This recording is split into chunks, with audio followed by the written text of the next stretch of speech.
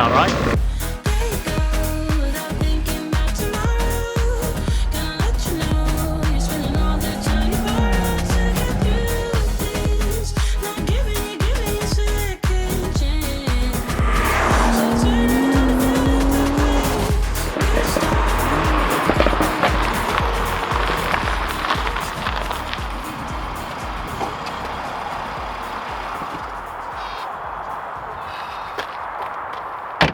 Hey guys, it's Luke here and welcome back to another video. Of course, once again we're joined today with my M140i. I think up to date, I think we've probably uploaded about between 3 and 5 videos on this car. You guys seem to be loving it, at least, well, the majority of you are anyway. But that's actually going to be quite fitting for today's video because I've noticed in quite a substantial amount of comments on the M140i videos with you guys saying that I don't seem to be enjoying it, or I regret selling it. I regret selling the Golf R and regret buying one of these.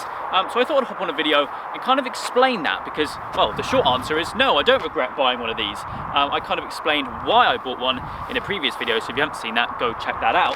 But yeah, gonna be a nice, simple video again today. We'll take this beast out for a drive, have some fun. But yeah, like I said, no, I don't regret buying this one bit. But let's kickstart the video and, well, explain why, really. Now, before we hop inside the car and go for a drive, I thought I'd just briefly speak about a couple things which have happened to the car recently. Now, in terms of modifications, we of course have the Motec Stance Plus, which consists of springs and spacers all round, obviously. That is a 30mm drop on the front with a 12mm spacer, and then a 25mm drop on the rear with a 15. The car sits so much better now. If I hop over this side, it'll probably be a bit better. Look at that. That is how it should have been from the factory. Now, excuse the dirt very briefly. You may have seen the photo on my Instagram. If you don't follow me on Instagram, then go over there and follow me now. Then you'll know that this car was incredibly dirty the other day. And, well, I'll get onto that in a second. But the other modification which has happened recently is, of course, the Cobra Sport GPF Delete. You may have heard it as I pulled up here, popping and cracking away. It sounds so much better. Super happy with the decision. And I'll probably do a video explaining, well, kind of showcasing the exhaust at a later stage. But anyway, yes, the other things which have happened on a slightly more negative note is some damage. Yes, some damage. Not my fault. Just stupid other people on the road, which is kind of the issue nowadays. Now, the first of which was to do with, well, some stone chips. Now, I know stone chips on cars are incredibly common. You can't get away from it unless you really put PPF on a car, and I don't believe that this is that much of a valuable car to really put PPF on it, and it's not brand new anyway, so it's already got chips on it anyway. But I was basically minding my own business, going for a cruise. I was actually going to pick my parents up one evening, and was it one evening? No, it was one afternoon. And well, basically I was following a tipper truck, which, how do I explain this? Basically, the rear compartment of the tipper truck normally is closed, obviously to enclose everything in the back of the truck. But in this case, he hadn't put it up. So it was basically, the rear of it was basically open, and it resulted in throwing loads of stones and grit all over the front of the car. And we can see, I know it's a bit wet at the moment. We've got a nasty one there, but the windscreen kind of took the most of it because we've got 3 there. We've got the worst one there, which is actually starting to crack, and then a couple more over that side. Unfortunately, I didn't get his reg or anything, so I can't really pursue anything. But that, I thought I'd just document this because, you know me, on the channel I document anything to do with my cars, and that was a bit annoying. And the other reason was, of course, the thing which I put on Instagram with how dirty this car was just yesterday, actually, because we've had a lot of rain here in the UK. In fact, you wouldn't believe it, there was raining. It was absolutely tipping it down about 5 minutes ago, which actually really annoyed me. That's why the car is all wet. But I was going through a flood, obviously very slowly to protect everything. And some moron came the other way at full speed and basically covered my whole car in muddy water. So that wasn't really too good. Things come in threes, so I'm kind of a bit worried about what's to come. But anyway, I thought I'd just let you know about that. Bit annoying, but it is what it is. But no, it still doesn't make me regret buying one of these cars. So I think let's hop in the car, go for a cruise, and let me explain some of the reasons, well, to reassure you why I don't regret buying an M140i.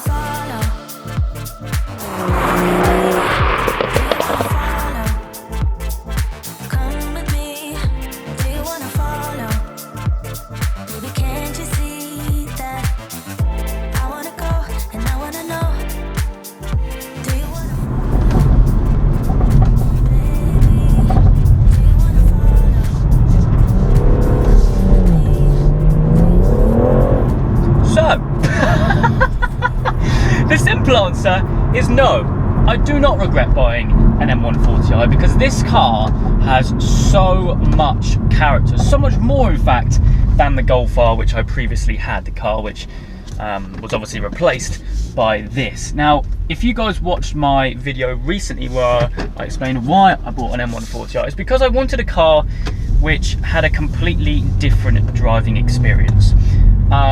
So I didn't want anything front wheel drive because I've obviously owned a front wheel drive car before, and I didn't want anything all wheel drive because of obviously the Golf R was all wheel drive.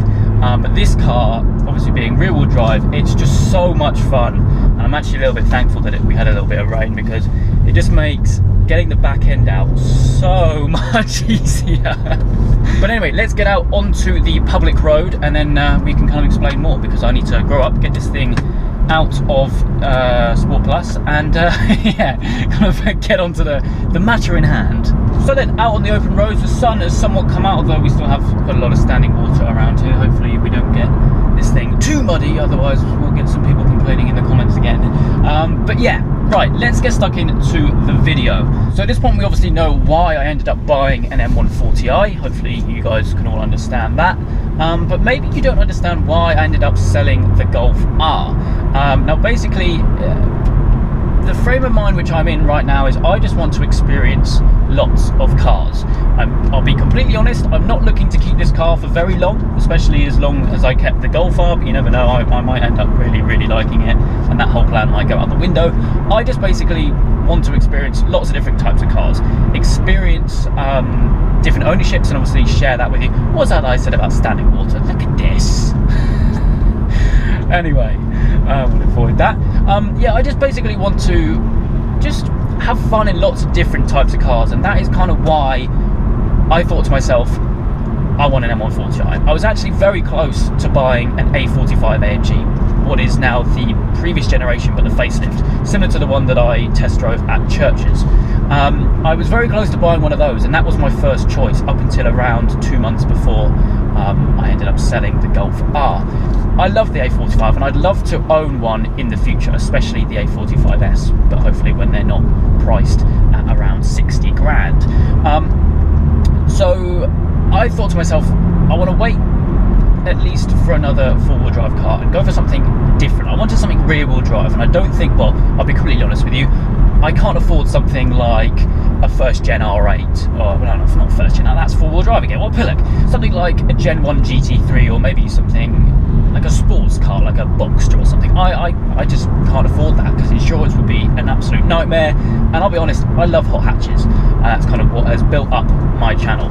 And so the M140i was kind of just screaming me in the face, and at the time I was filming with quite a few M140i's, and that obviously had quite a big effect on me, and so here we are. And I do not regret it one bit. I mean, for anyone who has experienced an M140i or even owns one, you will probably understand me 100%, because I know a lot of people that at least follow this channel are or were Golf R owners, and therefore are very loyal towards that car. The way I look at it, yes, the Golf R is a great car, absolutely fantastic, but it's not the only car in the world. It's not the only great car in the world. So if you are watching this or have previously commented saying that this is a downgrade, you probably haven't experienced this car, and you've probably had your Golf R for a very long time and you enjoy it a lot, and I love mine. To be honest, if I didn't have a YouTube channel, I would probably, well, I wouldn't be able to afford one, to be fair, and I would probably have it today because I love that car, and I'd love to own another one, maybe a Mark 8 in the future. And it's always a very big thing when someone with a channel with a car which is a big centerpiece around the channel sells it. It's always a bit like, what have you done? That's a very risky move, you know. But on a content point of view, it's not great because you're very limited with what you can do. And looking at this in a business perspective quickly, it's not very good for the channel that way. But like I explained in the why I bought one of these, that's not necessarily the case about why I wanted one of these. I just wanted something rear-wheel drive, which at the given time, whether you're on a track or private roads like I was earlier, you can have some fun. And this car, I think, for what it is brilliant bang for buck.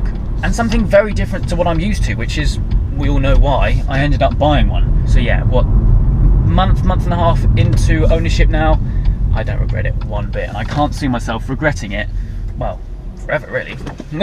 Now another reason as to why a lot of people think that I might regret buying one of these cars is mainly down to how they look and are stock. Now don't get me wrong, they are, like I mentioned, a hell of a lot of car for the money, and stock they are more than capable, more powerful than the Golf R. I mean, just going to compare those two together just because it seems most logical right now. But the looks, I mean, my Golf R, which I had, was a 7.5 and therefore had the aero kit standard. This car is very understated standard, like there's no fancy aero or anything. The interior is what you'd expect from a BMW, but when you do modifications to them, they make a big difference. Just like, if I pop this into the special mode, the GPF delete by Cobra Sport, it makes a big difference. Like, it's so much better. Pops and crackles. 4 days, and little bits like that, you know, like some of the other stuff which I've got planned are just going to make a big difference to the car. And when you modify them to your own taste, put like the maxed and low line kit on it, for example, it just makes a massive difference. Like, imagine the Motec editions. They look class, and when you put one of them up against the standard 140, they look like different cars. And when you kind of pinpoint it down and kind of individualize the different mods on it, it's really not that much when you think about it. And that's what I love about this car. You know, you could do like a spoiler, for example, and it will completely change it. Whereas if you do a spoiler to, say, the Golf R, it already has a little lip, so it's kind of just adding it on.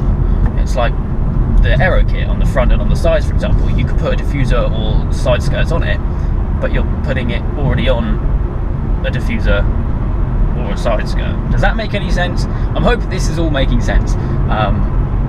But yeah, that's what I like about this. It's just a very capable car. It's got a lot of potential, especially on the tuning front. I mean, you could do a stage 2 tuning, you're looking at 460 brake with a decap. It's nuts, absolutely nuts.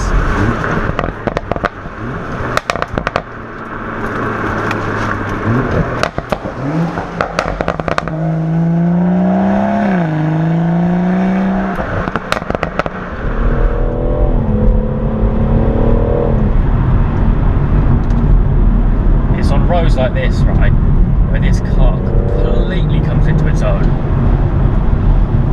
Completely.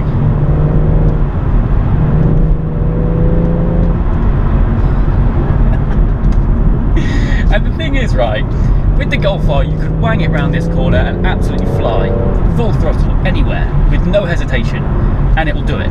Whereas this, you've got to concentrate, you've got to pick and choose, like, right, I can't go full throttle around this corner because I may well be hitting that wall, and on the other side of that wall is a train track, so that's really not advised. So that's the thing which I just wanted to experience, like something where you've got to concentrate, you've got to drive it, you can't just sit there and relax, or in the middle of the road. So it's just something completely different for me, which is why I'm so happy to finally be experiencing something like this.